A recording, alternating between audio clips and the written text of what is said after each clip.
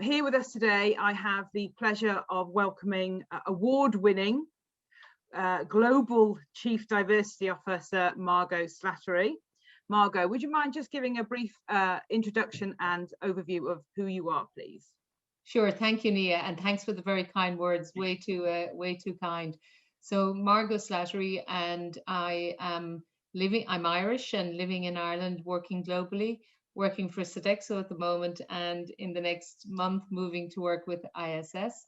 And really my core topic is in diversity and inclusion, and I lead that globally. I suppose small bit of very quick background. Probably spent most of my early life, as I would probably say, as an activist. So probably trying to have that conversation, change the conversation, and make for an impact around change around legislation, etc. And I got that wonderful opportunity, as many of us do, to get involved in diversity and inclusion in work over the last 10 to 15 years. And that was a really changing moment for me, right down to in 2015 in Ireland, when we had the vote for marriage equality. I was the joint chair of Glen, which was one of the co-respondents who were trying to get this referendum in place. And to be able to do that, and to do that from a point of view of your company being open, being visible, and being able to do that with your company supporting you to do it, was probably one of those the most amazing works. So it's one of those moments when your work and your personal life converge. And 2015, when we won marriage equality, was one of the most amazing moments in my life. I always say, you know, I went in to vote with kind of one shoulder stooped, and by the time I came out, I felt for the first time equal in my life. And maybe the last thing I'll say, Nia, is that imperative really, really spurred me on to want to do something different, and to want to do that for other people and across other areas. So inclusion and belonging and changing the world bit by bit through that is something I'm just very enthusiastic about. So thank you, and delighted to join you today. No, thank you. And I think that, you know, I can attest to the great work that you certainly do for Sodexo and the wider LGBT plus community, because you are a very visible role model. And, you know, today is Lesbian Visibility Day, and we're talking about the importance of role models. And for me, you have and are a fantastic role model. I recall joining Sodexo in the early years, you know, some 11 years ago, and the profiling of you throughout the organisation, and that message of being able to bring your whole self to work was really valuable, because I joined not knowing whether it was a safe environment to do so. So you and the work that you do really paved the way for me to allow me myself to be comfortable with who I was. But I guess, you know, you are the poster girl for gender equality and for, you know, the LGBT community. Is that something that you ever get tired of? You know, where are all of the other lesbian role models within the industry? Do we see them? First of all, do I get tired of it? Probably not. I'm just always conscious that I don't want to come across as the only person or be a voice, because as we all know collectively, there are so many people doing so many things. I think the challenge is that it takes some people quite a while to feel comfortable to be out, to be that public. I haven't had children, but if you have children, that's a different consideration. You know, there are many reasons why somebody's on their journey. I think there are a heck of a lot more women, lesbians, excuse me, out there now who are doing things and being role models, but it's taken time. And people have needed to feel psychologically safe, they've needed to feel legislatively safe, but we're getting there. So whether it's politics, you know, you can see MPs, I've just seen, for instance, in Holland, Dutch lesbian just elected to parliament, same in many other countries. We see some fantastic people, say like Claire Harvey, the Paralympian, who's doing amazing work in D&I. You know, and I could go on and on and on, you know, look at Claire Balding. There's just so many people. So whether it's sport, TV, politics, I think those role models are there now, and will continue to be there. Yeah, absolutely. I think you can definitely see that there is more profiling of lesbians now than there was, you know, a decade ago. In your opinion, what would you say makes a good role model? Well, I think anybody who wants to be a role model or who finds themselves in that space has to be able to be very open and to be authentic, to, show themselves, dare I call it, warts and all. You've got to be able to tell your story. I think to be open to question and be entirely honest, because if you're hiding something, well, you're not really role modeling something.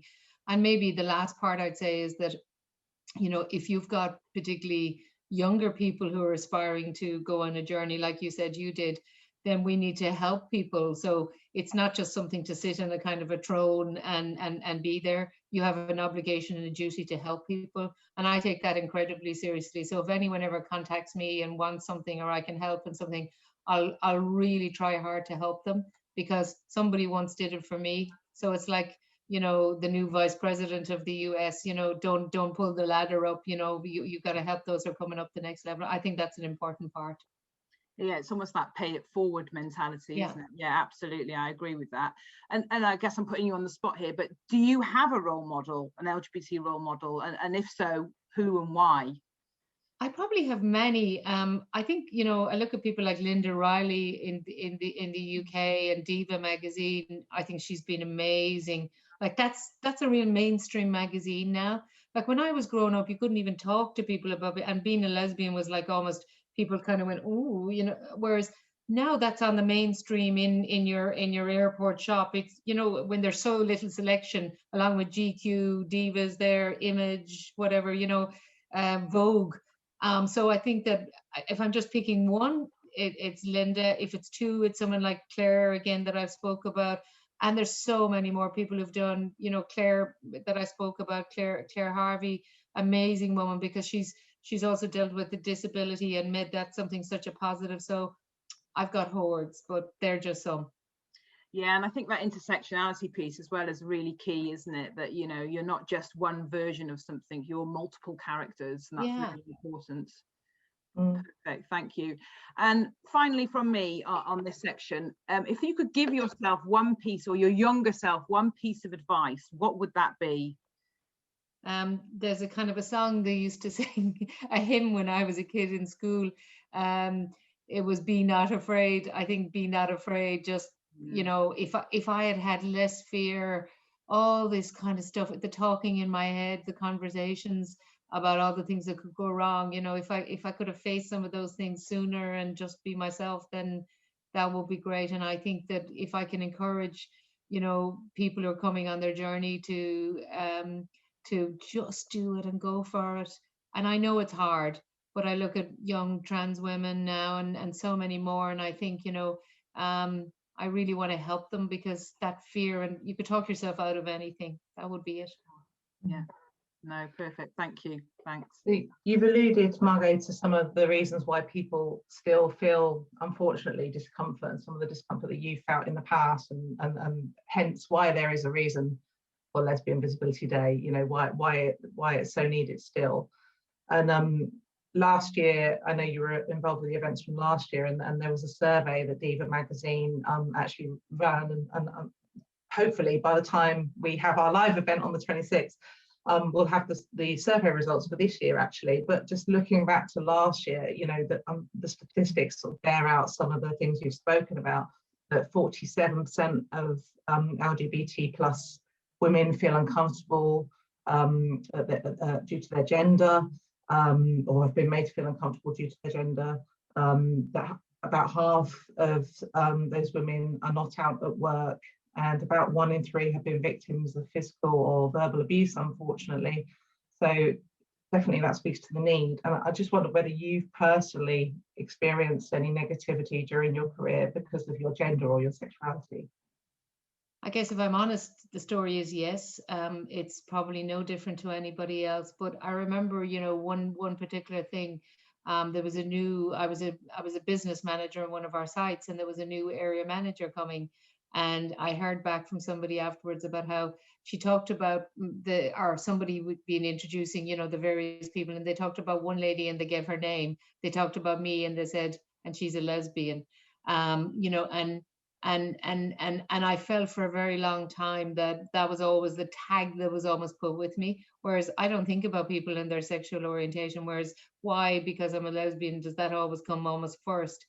And when I was trying to break into that senior management role, I remember going for a job as a district manager. It looks a long time ago now, but I must have tried 4 or 5 times. And at the time I began to think, is it because I'm gay? Is that, and perhaps it was. Now, I also had a journey to do about maybe my skills and all of those things, but do I think at times it held me back? Yeah, a little bit. And maybe some of that was also that I wasn't out, so I wasn't being authentic and I was covering up, and so therefore I stymied myself. So I think it's probably, I have to own responsibility for some of that, but certainly going back over the last 20 years and probably more on the top end of the 20 years, that was not an easy journey. And having to be the only one, and for a long time I was the only one, that's hard, because you almost feel like they're looking at you like it's like you've grown horns or something. Yeah, your difference is so apparent, isn't it? When you going back to what you were both speaking about earlier about the importance of role models and being what you can see, and yeah, it's very easy to feel that you're being labelled because of your difference, not because of your skills and your what you have to bring to the company. So it sounds like then you sorry, carry on. No, just one point that I think is always very important in these discussions is, in all our organizations in the D&I world, we do a lot of work on gender, but gender always tends to be, I find that it's always very binary.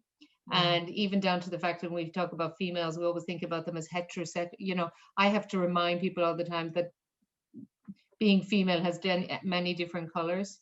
And I think that's just a thought as well. Sorry for interrupting. No, not at all. I think I completely agree, and actually, it probably speaks to some of those stats that say that that people do, LGBT plus people do feel uncomfortable. Is probably not because of necessarily feeling that they've been overtly discriminated against, but it can be because we're living in a heteronormative world, and many of our organisations are heteronormative as well. So that's important to state that, I think. So what would you say to somebody who's feeling frustrated about perhaps the pace of change in organisations? How can we give people hope that things are changing? Well, I think that, there's definitely no doubt that if we look back at the last 5, 10 years versus the bulk of the period before it, if you think back to the sort of 50s, 60s, and I know it's a very long time ago, but change has really been fast, and we're seeing so much more. So I probably would say to people, take hope in that change is happening. For those of us who are living in this part of the world, the more westernized and perhaps more liberal free world, we're seeing our family lives and our human rights, etc., a whole lot better. But for people who don't see that change and maybe don't live in a world quite the same, then I think that, I would say to them that they have to be open to being that person who role models, who perhaps has to speak up. And I would also say push for change, because if you don't push, it doesn't always happen. And all of our organizations will have conservatism, they have set ideas, and we have to break it open. I'm seeing it now around boards and ESG and that sort of thing. One of the areas people don't tend to talk about is sexual orientation. So we have to keep pushing. I think it's just keep pushing. I think that's that's definitely something we've spoken about, is that we, as hard as it can be in this country, we are relatively privileged, actually. And we're very aware, all of us working in global companies, that actually that the position is very different around the world. And I'm sure as you're, in your global D&I lead, that you've experienced that the conversation must be quite different in different countries. Yeah, most definitely. And even being able to have the conversation. So I find, for instance, in Asia Pacific, even trying, I'm like, so it's like an itch. I'm trying to keep bringing it up. And and Nia will know this, but trying to get a group there, a pride group and that sort of thing, much harder to get anyone to even willing to have that discussion. And same in other parts of the world. So this is where we need the brave people. Whereas India, for instance, has been fantastic. So there's countries that stand out, but then there are regions that are quite hard. And I think we need to help them, because they're not always going to be able to do it, and one or two people in the region isn't going to be enough. So that's where you need to kind of have allies as well. Yeah, no, thank you. So coming back to your role now, Global Chief Diversity Officer for Sodexo. Were there any surprising observations that you made when you began the role? And if so, were there any learnings from that? I think there's been loads of surprising observations. Probably, first of all, that change is just, it takes so much time. You know, I'm probably, and I've always been, I'm one of these people who goes in there. It's a bit like, sort of, I was telling somebody this morning about how Sarah, my wife, eats an Easter egg, and I do it differently. She hoards it for about a week or 2 weeks. I eat it all 90% in the first couple of days. I break it and I'm in there. So I approach change with, I want to change the world, and I'm like going at it. And, you know, just like everybody else, I've learned that it's slow and it takes persuasion, and you've got to work with people, and you can't, you know, just go and press the buttons and do it as quickly as you want. So it's having to influence and win people over. But having said that, you know, I think it does happen, and surprisingly enough, you can break through in ways. You know, particularly one of the big discussions over the last year has been about anti-racism, racism, how do we include people of color and everything. So again, I've been trying to sort of put into the dimensions of diversity a discussion around race, and how do we, again, it's that intersectionality, you know, we don't just rise as one, we rise as many. So these are the kind of topics and discussions, Nia, that are, you know, take time, and at some stage then you have to force through. So there's a mixture of both.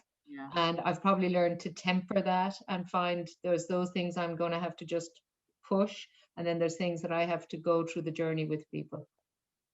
Yeah, I can certainly echo that with Sodexo. You know, I've certainly wanted everything to happen right now. And you know, you have to be patient, don't you? There has to be a time and a place, and you have to be patient to ensure that you're delivering and requesting the right things at the right time. So yeah, patience is key. We will get there in the end, I think, is the great thing. And Jem, I think you touched on it slightly with Margot earlier. You know, obviously Sodexo is a global organisation. We operate in many countries, and a lot of those countries' laws aren't as equal or as good as the UK, for example. And whilst there is a lot of areas that we still have to improve, is there any sort of advice that you would give to organisations who are struggling to get their networks or any presence in other countries outside of Europe that you know, have been a challenge because of some of the things that they face? I think you know, the power of organizations is that we can centralize benefits, we can centralize the things. So there's a lot of things we can control that will help people's lives. Organization, so, you know, and what I mean by that is, if it's down to even how we give partnership benefits and how we treat people within our own organization. So that's one thing.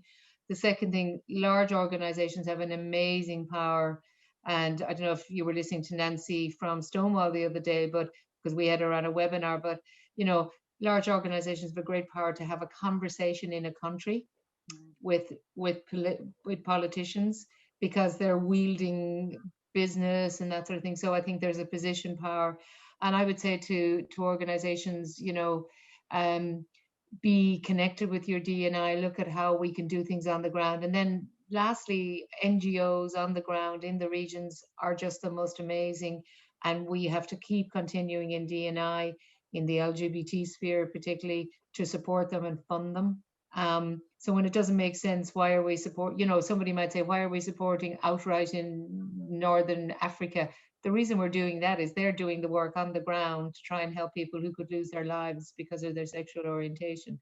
So we can't necessarily make a big change there, but we can support an organization who's doing that. And I think that's probably the fundamental part, and then build on that. And hopefully the final stage is that you have a chapter or a pride group or whatever we want to call it in the region. That's the icing on the cake, and that people feel comfortable and just included.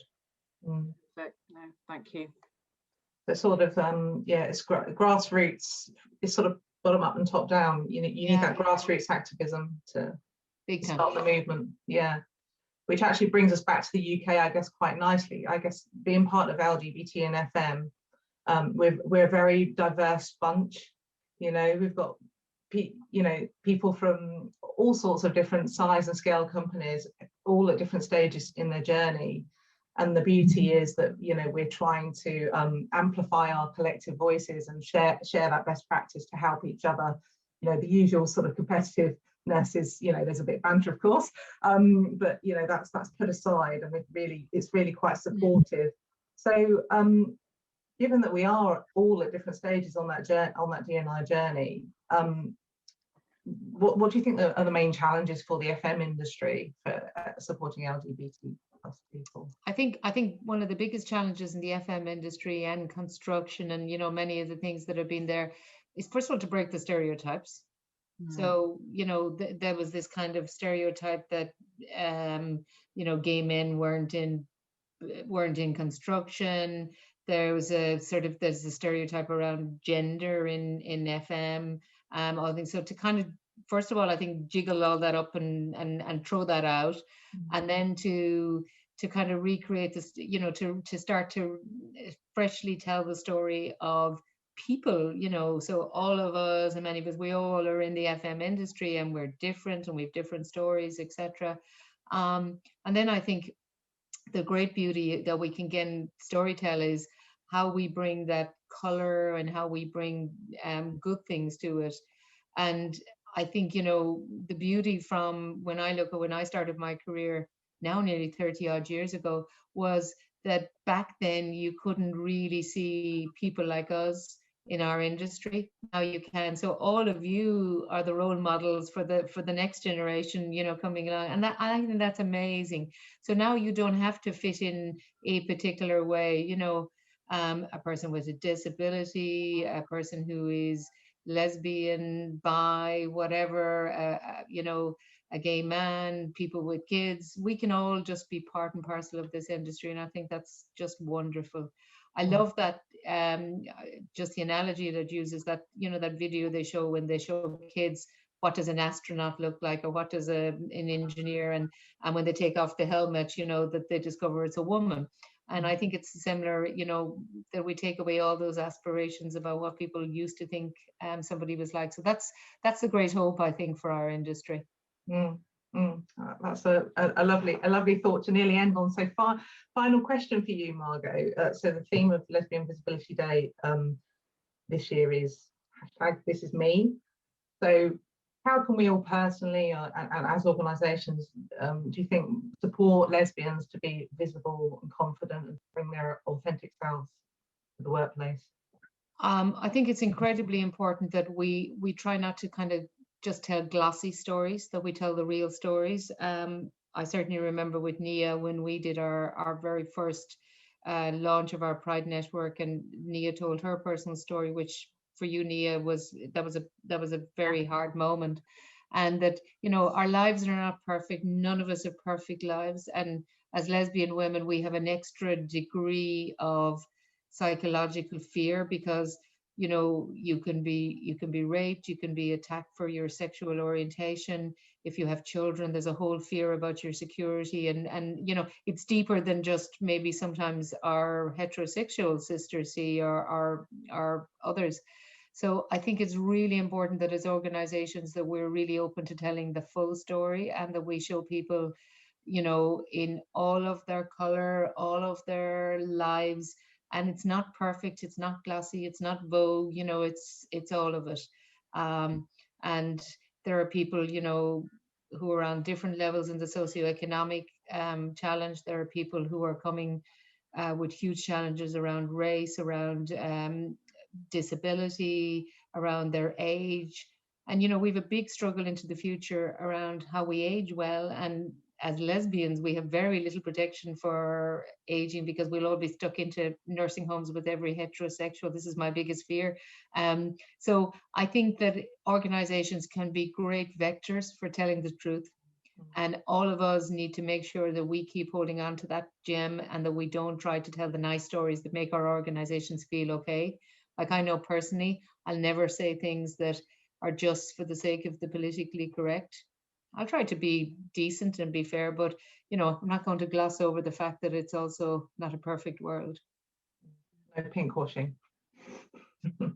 Yeah, and I think as an organisation, LGBTFM, we're very aware that actually we look at our membership and our committees, and we're very, very white.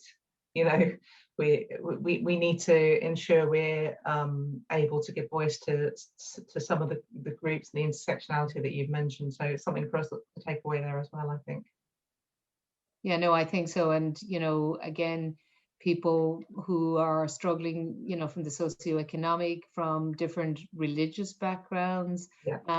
There are so many things.